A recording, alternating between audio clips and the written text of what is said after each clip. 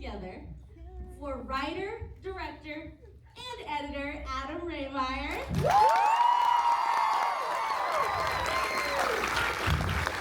We have welcome to the stage, Adam. Here you go. And as an added surprise, we have Tony-nominated actress and Patty herself.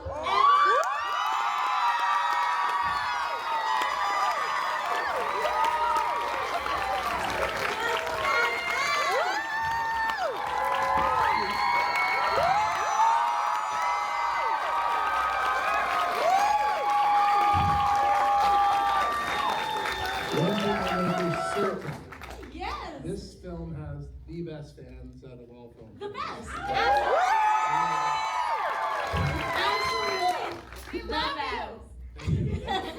So we're gonna open up to the audience in just a couple of minutes. I just have to say, thank you guys so much for coming.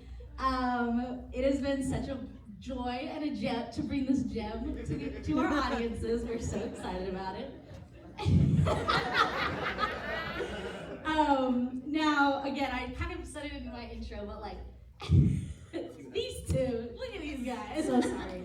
No, we love it.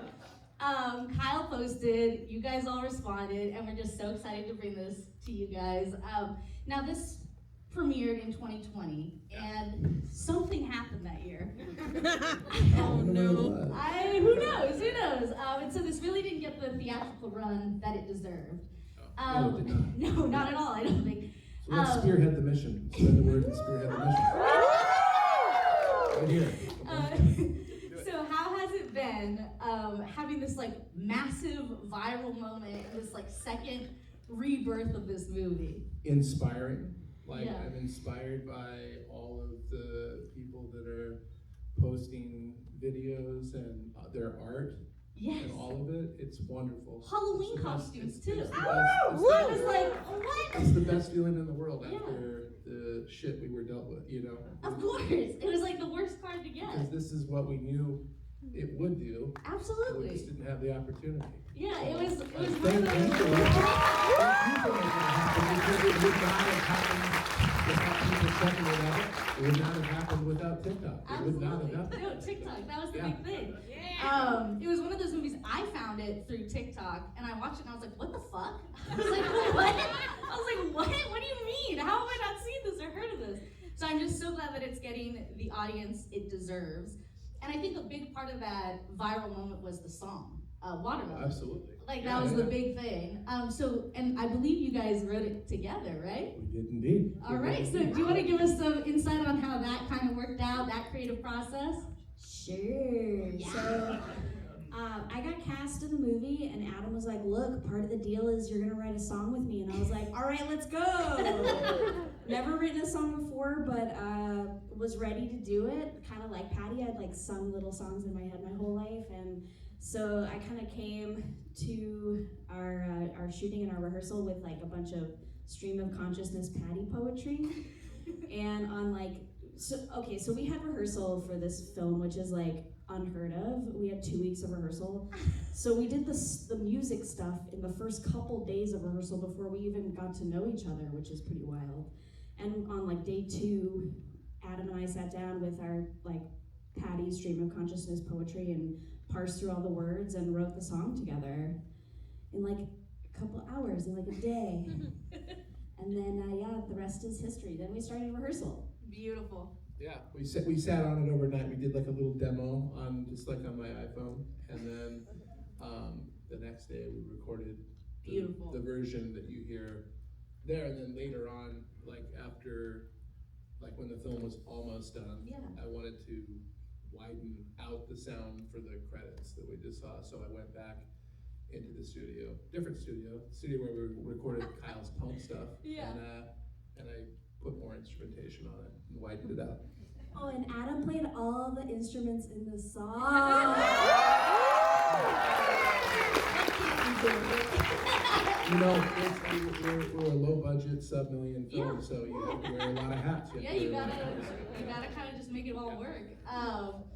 It's totally dominated. My Spotify Wrapped is just gonna be that. So. Let's do it.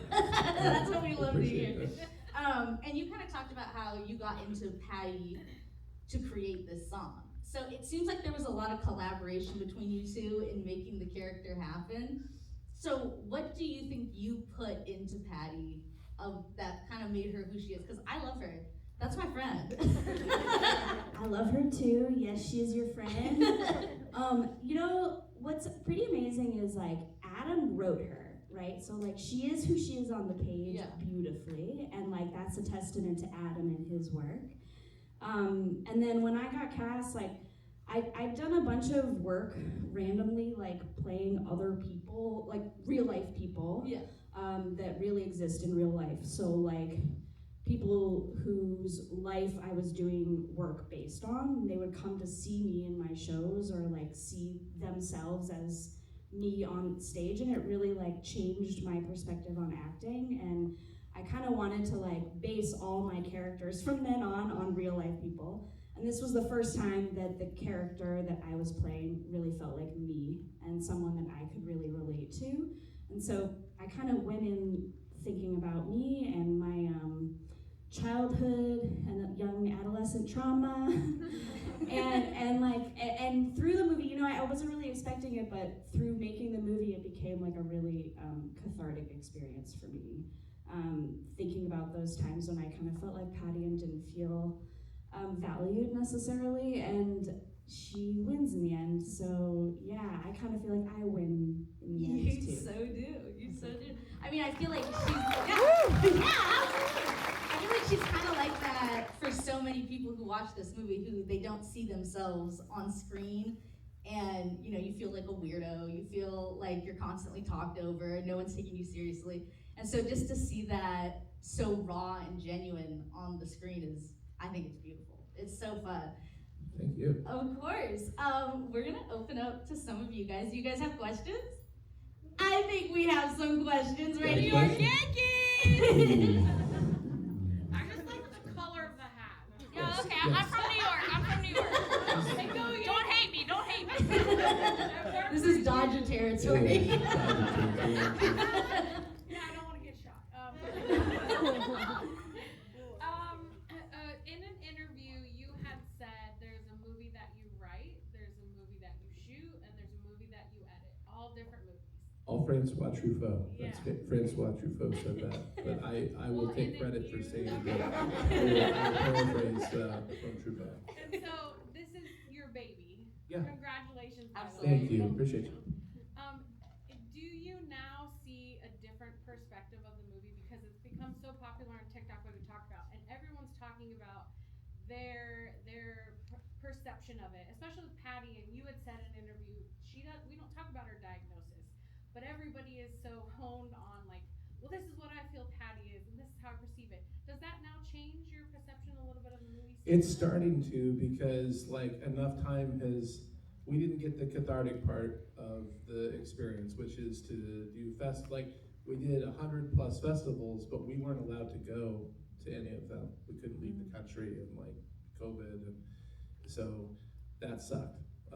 Part of like when you do the hard work is that when you're done, then you get to have these experiences with an audience, and you get to talk about it, and it's, you know, like, so we didn't get that. So I'm just now experiencing it, and I'm just now not thinking of it mechanically because I've done 2 films since then.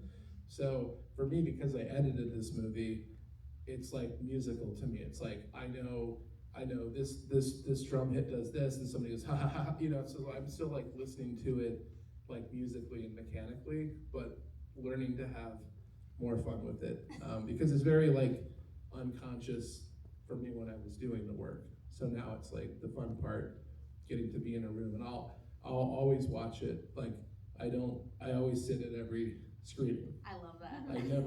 I like feeling it with an audience. It's the best feeling. It really is. Because you also too, when you edit, you time things out, and you're like wondering, like, you know, you want to allow enough space for a joke to like breathe, and like then the next thing to happen. So I'm just very conscious of that, like, and seeing it with the audience like makes me really kind of refine what I do on my end. I love that. That's so cool because it is like your baby. So but this is kind of finally getting to see it in person, how other people are reacting to it. Too much of a wimp to do stand-up, so do this instead, 'cause it's safer. I can be back there. It is. You can be like, that was funny. That was really funny, which it was. Can I say something? You can say anything. Hi. So I think it's really cool that lots of different people are responding to Patty, and I think that's part of the point of not pinpointing her diagnosis. Like, we don't live in a world where you meet someone and you get to say, like, oh, I know what they've been diagnosed as and what their history is and all this stuff, and then you interact with them based on that. Like, that's just not the way the world is, and I don't think that's how the world should work anyway. So it's really heartening that lots of different people are getting so specific with Patty when she's such a specific character and being like, oh, I see myself and she's this. She's everyone, you know, and I want everyone. And it's so cool that everyone can, you know, connect with Patty and Simon and see themselves in it. So yeah, that's all I want. Simon's like the fantasy side that we wish sometimes we were super direct. You know? Because he doesn't give a fuck, basically. Like, he'll do anything. I think you really see his character when he first beats up the tracksuit boys, who are hilarious, by the way. That was so funny. Where you're like, this is a good person, you know? So that, I think that's really special. And not putting like a definite label on it makes it so much more applicable to everybody, instead of just pigeonholing characters, pretty much. Do we have any other, yes? Yeah, so we were lucky enough to catch Snack Shack in theaters. Oh, thanks. Great. Yes! We loved it deeply. My question is kind of what was like because there's a clear kind of style of energy between the two films, at least from what I felt from it. What's something that you can say you took directly from the production of Dinner in America, or maybe even seeing your work completed? What did you take from a project like this into a more, I guess, modern, refined, and I assume a bigger budget film? It was, yeah. Good question. I think one thing that there's an evolution with things, and it's not just an evolution with me. I'm consciously choosing to work with people and work with them again and build out kind of a film family of the people that I have around me. So my production designer, Francesca, JP, who's the cinematographer, Annie and Hannah do costumes, Danny does sound, Rick pulls focus, Cody does the DIT, like we have Dave now, our new gaffer, we've got a great key grip, we got it's like down the line of people.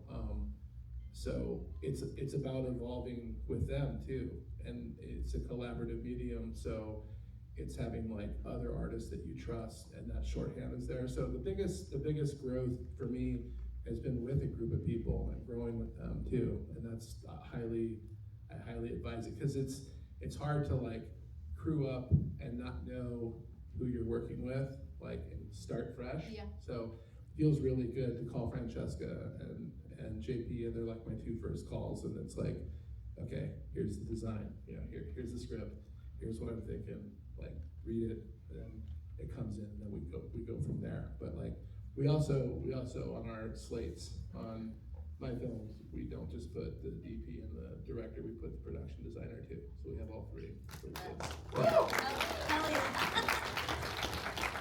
That's amazing. Yeah, it's the team, really. It really is. It really is the team. That teamwork makes the dream work. They weren't lying. All right, next, all the way in the back row. Yes, you. Okay, I want to know, because this is so girl coded, do you have girls in your life? How did you write this?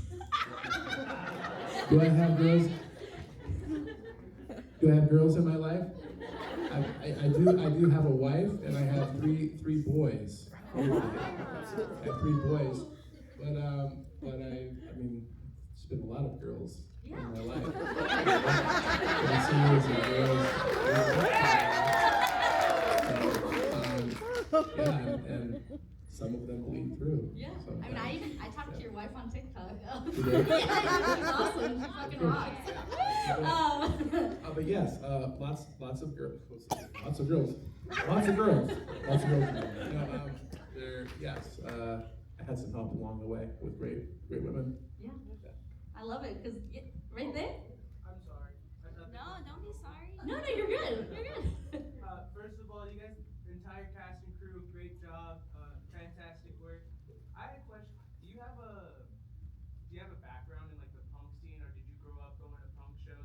I did, and yes, I did. You got the scene right, and you got Yeah. Simon's character right.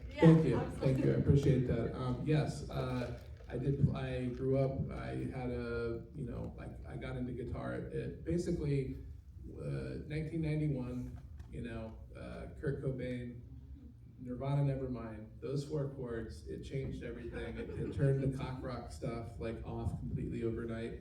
And so I think it really, for my generation, it was like an inspiration. So many people, October, November of 91 picked up a guitar and drumsticks and bass, and everyone was starting a band. So I did the exact same thing. I was really inspired by that, because before that, music seemed like it was like in the 80s and stuff, it seemed like it was really kind of hard. There was a lot, you see these guys playing guitar and they're doing these sweeping arpeggios and lots of tapping and shit, and you're like, oh God, that's like a whole thing that I'd have to music theory or something, I don't know. But it was the fact that Nirvana did it really straightforward and was like a bridge for kind of mainstream. I grew up in a very rural, small town in Nebraska, and to hear that, and then to seek out an entire catalog of punk and other things was super inspirational to me. So played a lot of shows. They all looked like that right there. Very familiar space for me, and just wanted to make sure that the authenticity factor is high. I'm a huge home recorder, so the basement 4-tracking, all of that type of thing is my forte. Great job. Yeah. Right here? Yes, you! This is kind of for both of you. But with Patty, did you, was the intention setting out to create a character that would feel like representation? And also in the way that you wrote it, and also the way that you acted her out. Was that the intention, or where did she come from? Not the intention. She just manifested that way, and so there was no conscious intention I want to make somebody specific feel seen. She just came out of the ether, and I rode that wave from my POV. And once I hear somebody, or there's a physicality, Simon for me was his cadence and his footsteps. It was actually me walking a certain way, and I heard the rhythm of Simon and could envision him, and went and wrote and sketched him out that way. Patty came out of some sketching with this sort of, the first scene where they're sitting around the table was the very first thing I wrote with Patty in mind as a character, and watching how the family ping ponged back. So it came out of a sketch, and it was just like that. And so I just always stayed super true to what that was, the initial thing. I think because, I said, I played real life people who would come see the show and be like, you did a good job of being me. That representation became a whole bigger thing for me, and because she's also based on me, I felt like I needed to accurately represent what I went through as a kid. But it just, I think my work has completely changed, thinking about I want whoever sees themselves on the screen to feel accurately and honorably represented at all times, and that goes for every character I play from here on in out. So yeah. I think we were very consciously creating human characters. That's what I think about when I'm it's just strictly staying true to the character. Here's an idea, now I'm gonna stay true to it. This is a human being, and this is the reality for that human being. And as an audience, we can feel that, and I think that's why Appreciate you. it just came out of nowhere, and all these people felt connected, is because we see ourselves so clearly represented, even if that wasn't the intention. But I would say that when you stay true, when you're pure and you stay true to it, then it becomes universal. So I'm looking for things like that. Usually with my characters, I want them to feel universal so everyone can relate to them. So. Ready? I just want to say congratulations, both of you guys. Fucking crushed it. For Adam, I was very curious, having seen Snack Shack and Dinner in America, you start these movies going like 110 with the edit, the writing, but it's almost like the comedy's the door, and there's like the emotional catharsis that leaves you staying. And I was wondering, do you write with like the nucleus of the emotion first and you build a comedy around it, or do you kind of find the catharsis and the emotion as you're writing? Keep an open mind while I'm writing. Like, I'm never closed off. Like, if something comes in and it's like, it changes everything. Like, for instance, in Snack Shack, like the very first scene that I cut from the movie was my favorite scene of the movie. So it's like, I think once everything's shot, and then when you start to edit, then what's like, the most important thing is whatever you're doing like serves the film. Sure.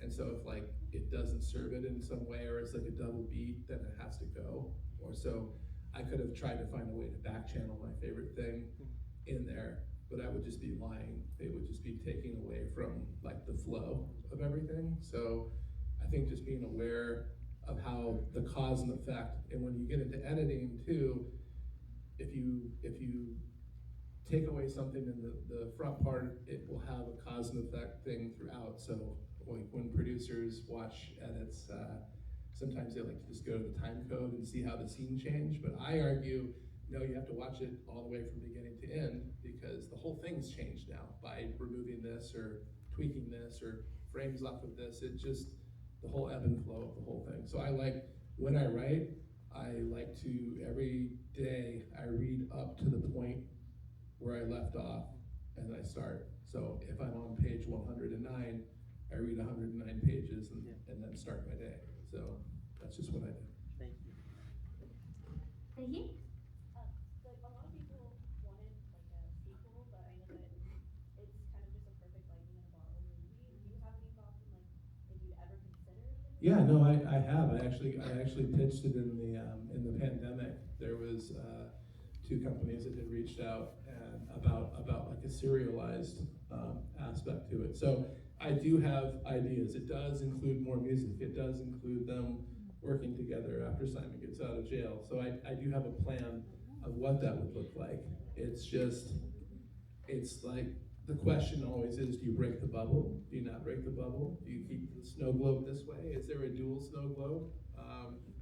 You know? As long as it's the same team, you all are perfect. I think I'm with you on that. I think with the same team that it would bubble up in a way that's really beautiful. But like the one thing I wouldn't ever want to do is like pressure it or like force it just because that doesn't feel right. But if it did, I would.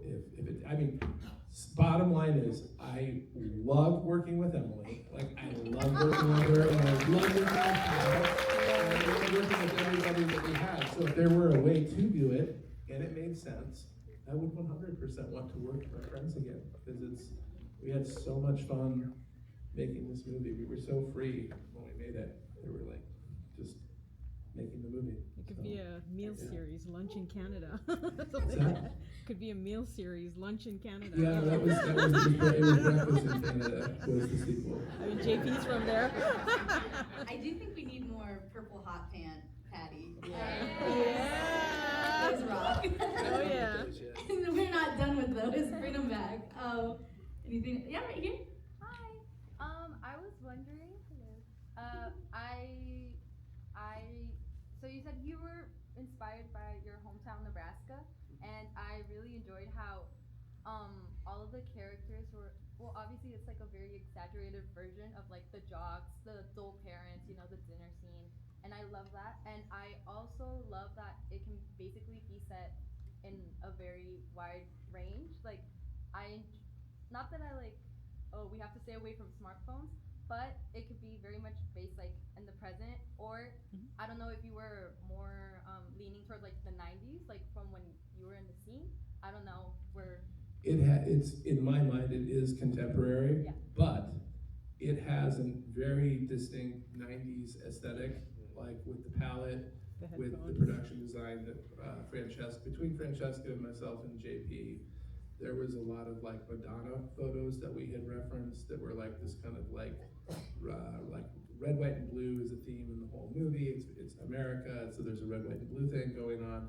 So there were like images and different things in our lookbook that we had kind of like come up with ahead of time for the design. But it was consciously making it kind of a 90s aesthetic, but Detroit and Metro Detroit, where we shot, was pretty bombed out. Like it's a pretty bombed out middle class that hasn't really changed since the 90s. So at least out like downtown is starting to get like revitalized, but like out where we were shooting, it was pretty decimated. So it just had this sort of drab, kind of bleak. I mean, even where Simon's walking through the parking lot and there's like giant, plants like growing up through the cracks, that's pretty common there. So it had the right backdrop for what I wanted to say about Middle America. I'm gonna get some more in the back right there. Very back, the blue shirt. Yes, you. Yes.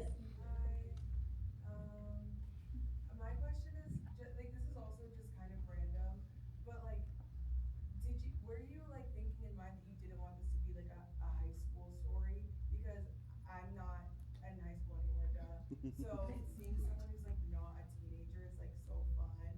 And I basically, this is not really that much of a question. I'm more like, thanks for making her 20. Appreciate that. Yeah. No, it was a fun age to have like her kind of in the workforce, working a job that she didn't like with a boss that was like very demanding and strange, like all of it. And that her and Simon did have, like, they had cross paths before in a class in college, so I enjoyed that too. Right there, back left. Yeah. Hi, so I watch Snack Shack after watching Dinner in America 6 times a weekend. And in the scene where the shack is trashed, my husband pointed out that there's cat pockets in the background. Easter egg. You caught one of them. There's about 20 more. The Easter eggs or crossovers from Dinner in America and Snack Shack. Oh yeah. Oh yeah. Can you find them all? Yeah, no, there are some. There might even be some in the thing that I just shot that's outside of the world altogether. But Are we gonna do a Snack Shack? double bill? Yeah. We'd love to. Yeah, it's a perfect room for it. It's on streaming, by the way. It's really good. Yeah, it's on Prime. Yeah, it's Watch awesome. it free on Prime. Right there, yellow scarf. Yeah. Hi, I love this movie. I watched it for the first time a few months ago. What is your scarf? I love that. It's a worm on a string. Oh my god. It's amazing. This movie is just beautiful and I love it, and I just love everything about it. And I'm also like in film, I'm a film teacher, so I wanted to know, because I believe every project is a learning experience, and I'm just wondering, for both of you, what is something that you learned, like either about yourself and that others taught you from this project? Well, I learned like my first or second take is usually the better one. Thank you, Adam, for clearing that up for me. Yeah, Adam likes to roll on the rehearsal, which is amazing. Do y'all know what that means? That means when you're just like first sitting in the shot and you're like, let me try this for the first time, Adam will roll. And then sometimes that ends up being what's in the movie, which is like very scary as an actor, but also so amazing because I know that Adam's like helped us craft what we're about to do, and he knows what we're doing, so, and allows me to kind of trust myself more, which is cool. The first day we shot, in the first scene that Emily and Kyle did together was like the back half of our day, and that's when they meet for the first time. So anytime I'm doing a movie, I'm going to make my first day when the characters meet. We'll get that out of the way so it's as most awkward as it's going to be. And then whatever the big moment is of the movie, it's going to be last. Always going to do that last. But their meeting in the alley was the first thing that we did, and they didn't know it, but JP and I knew it really, because we had always planned to kind of do. JP had shot this short film where he was doing this sort of centered up thing with the characters, like back and forth, and like doing it directly into camera, which is totally scary for actors. Like, they're like, wait, you want me to look right in the lens? And we're like, yeah, you should look right in the lens.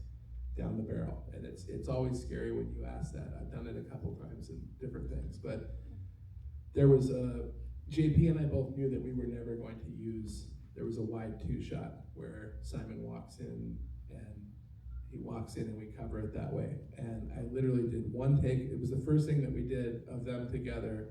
We did one take of it. I said, okay, great, moving on. And they were both like, wait, whoa, whoa, whoa. What did you say? Moving on. And Kyle was like, hey, I can do better. I absolutely got what I needed. I didn't give a shit about the take at all because I was never going to use it. It was just running a psyop on both of them to set a tone that they were never going to be safe. That they might get 2 takes, they might get 3, just fucking be on. Absolutely. I think we have time for a couple more. I do have one question. Emily, you have a theatrical background. And I was on your Wikipedia. And one of the things I noticed on this rewatch was just how physical of an actor you are. Your facial expressions, your physicality is fucking A1. So how did your theatrical background kind of play into that?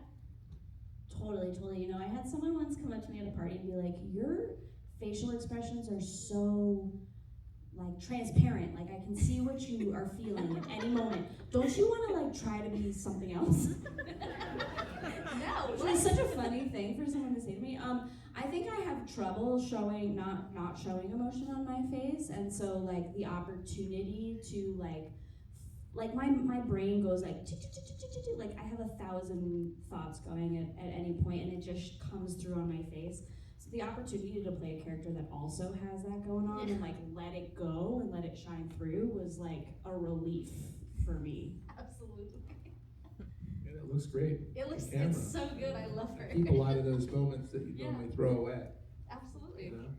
Because they're real. Back corner! Back corner, white hat. Oh my gosh, the notes app. Okay,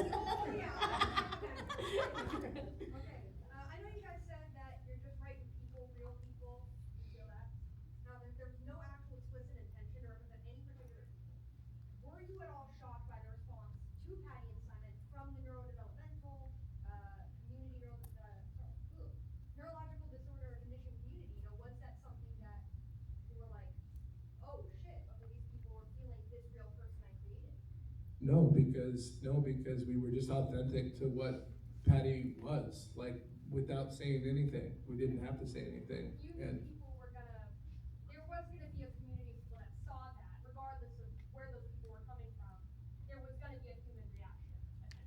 Yes, no, I agree and look forward to the response because I felt we were authentic and didn't try to this is something that I've actually received probably the most mail from starting back in 2020, just about how, you know, people very grateful that a neurodivergent person and a neurotypical person have a relationship, and the neurodivergent person is not some math whiz or something, you know, there's like all these sort of stereotypes that we didn't play into with the character, and we just like left it alone. So that's a lot of mail that I get is that very thing, and people are very satisfied. Absolutely, it just felt like a very human bridge that you kind of built there for many different kinds of. I try to approach it like a human being, you know, like so much in this business is just shit, like absolute fucking shit. And when you go to the movies, you don't feel represented because it's shit writing and shit direction and shit people trying to So I do it the opposite way, you know, with heart. So it's easy to do if you're going to be a human being about it, but if you're not, then it's going to read false. Yeah. I think we have Bobby. Do we still have time for some more? We're good. We're good. Okay. Thank you, Bobby. Right here. Yes, you. So, you already mentioned the red, white, and blue symbolism, but obviously it's called Dinner in America. I kind of wanted to know what was your take on why there's so much American symbolism throughout the film. Like there's American flags everywhere. Simon has a Eagle Scout patch on, like the whole time. It's set in middle America, so, you know, that keeping in the theme of that backdrop and showing all parts of Middle America, whether it's ugly or not, like, you know, whether it's patriotic or whatever it is, like, or whatever some sense of patriotism is, but like, just staying true to a vibe and staying true to like a feeling that you get. Like a lot of it's just intuition. You know, my cinematographer is from Canada. He's from Montreal, so he has a lens into America through the perspective that I think is interesting, and I like to hear what he says too. But coincidentally, when we work together, he's really obsessed with the American flag. He loves it, and it appears when we're working. It like appears in places to us, like even in Caroline, the movie that I just shot with Kyle Gallner is in that film as well. Love that guy. So yeah, so it manifests in there too. Let's see, right there. Yeah, going off of the last question, what does the title mean to you, each of you, vis-a-vis the love story? What's the title? I don't know. What's the title mean? Because it's a love story? Well, that's just my jumping off point, just because we talked about American symbolism, it's set in Middle America, so I don't just want to ask you the same thing. Why America? But why dinner, basically? What's being sustained here? It's interesting. We have a lot of folks who come up to us and say, like, I've experienced so many dinners like that. So I think it's like the dinner table forces you to sit around a very small, tiny thing with like people who you intimately know, and like you either talk about what's going on in life or you don't, and you're either forced to or you don't. So I think for a lot of people, the dinner table is like this like ticking time bomb. Well, dinner at one point was like, you know, that was, the family came together and they sat down. They didn't watch TV. You know, like you start talking about like Italian dinners and things like that, things that take a couple hours or whatever. But in America, it's down and dirty. It's quick. It's just getting it over. It's just cramming it in and getting on to the next thing. There's no real love for it. Sometimes in Middle America, it's just another checkbox. So it was one of the first times I've ever written with a theme, and that theme was you know, dinners and food and what that looks like. And so there's like the four big dinners in there, and then there's like smaller scenes of people eating and stuff too. So it was a theme. Well, it's kind of like it's like bookended by two pretty intense dinner scenes. The one with the girl from the place. Well, the only time that Simon really eats is in prison. Yeah, he never really eats the whole movie really, except for the Jimbo fries. He did like the burger. All right, I think we can do two more before Bobby kills me. Right here, green hat. Yes, you. You talked about how Simon has a certain cadence, and that ended up giving you the image of like how he would act. And you talk about how you were setting up Patty. I'm curious, what was the initial like first impetus that made you want to write this and set this story in motion? Of that. So, 1996, I was in college at University of Nebraska, and they had these flyers that were for clinical trial studies that you could sign up for, and you could go and you could make a couple $1,000. But my buddy and I always discussed it, but we were like too chicken shit to go because we had heard they did some pretty weird shit. And then like one kid he was like, yeah, I had to have blood drawn every 20 minutes, and that was like a whole thing. So it was just like, we were just like, we could never really get behind it. So that's like 96.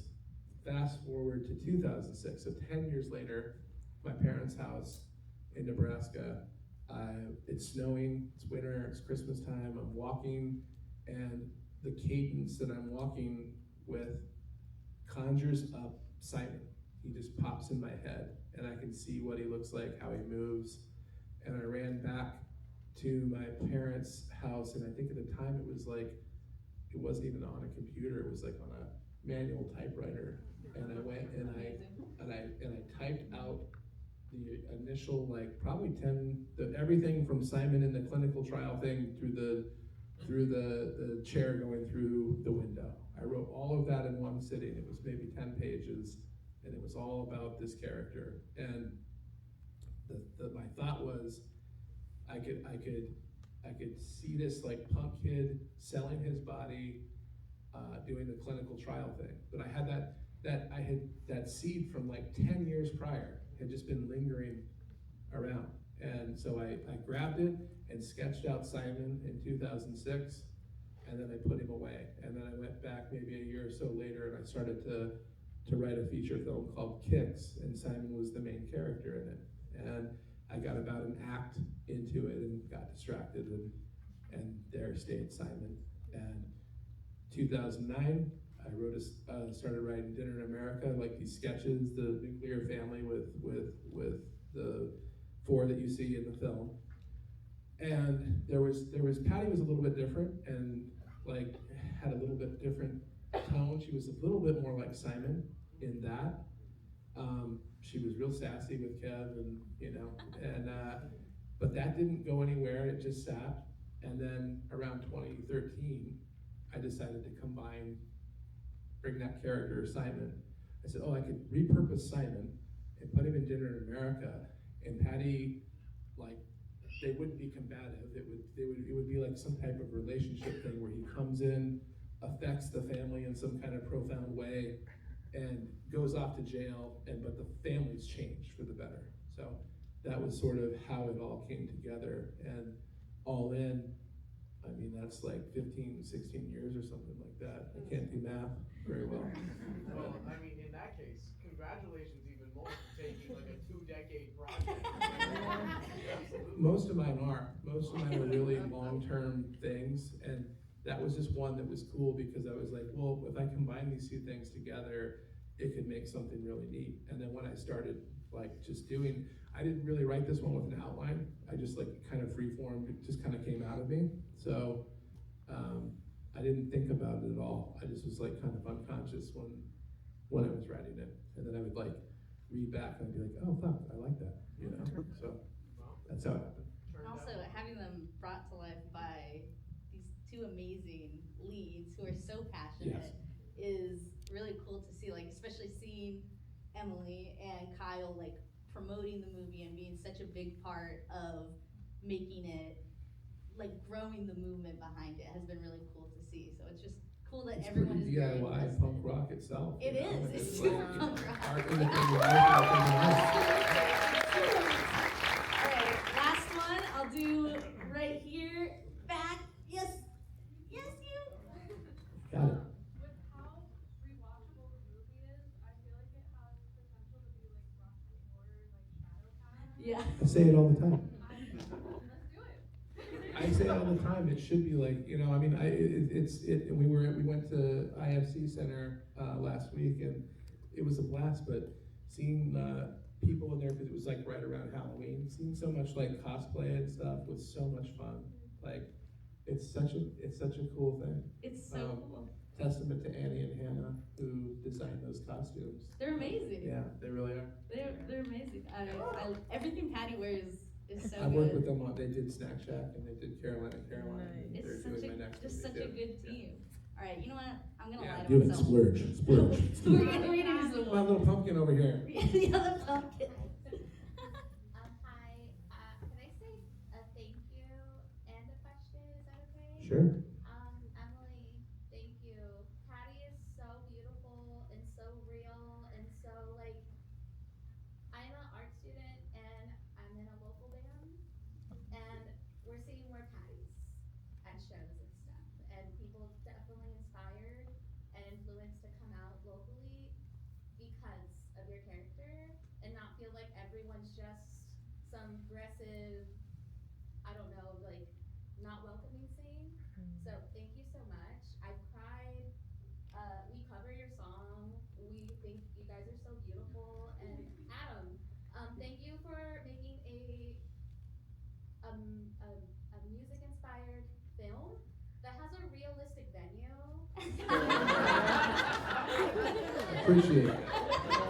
Yeah. Movies, like I love Scott Pilgrim Oh. or other like movies like that, but it's like their first time seeing. They already have a huge crowd. They already have an amazing theater. And when we started our band, and I'm like, this is gonna be a big gig. It's at a t-shirt shop or an alleyway that smells bad. when you get to be my age, you look back on those and they're the best fucking shows. They're the best They are the best fucking shows. They really are. They are. No, to echo what you were saying, you know, I feel like I've seen so many young women picking up guitars and either covering the song or covering it with their band. And I want to say that I watch as many as I can. I feel so inspired by that, and I'm glad that if they're just doing it because of that, that's wonderful, because I feel that was the same way when I was that age and I saw, you know, Kurt Cobain, and I was just like, that was the reason to start, a catalyst. So it's so cool to see, and I think that music's something really fun that you can get lost in. So I'm a big fan, and so I would love to hear you cover it too. Oh my gosh, and please, my question is, what's your perfect meal for dinner? Well, I made a really good beef stew the other night. Wasn't it good? So good. I fed some to Adam. We ate it together. I don't know. I was like a vegan for a long time, and now I really like meat again. So I don't know, like some meat, soupy, brothy. Like get all the flavors in there. Complex, slurpy. Yeah. Okay. I'll stop. Like Thai duck soup. I do, like sushi, yeah, or like a giant. Yeah, I took Emily out for some duck soup. Duck soup like a week or so ago. But that and like just like a really rare ribeye. Soup squad rules. All right, and then my last question. This is actually one that someone on Instagram was like, you have to ask, where's Chomby? I have Choppy.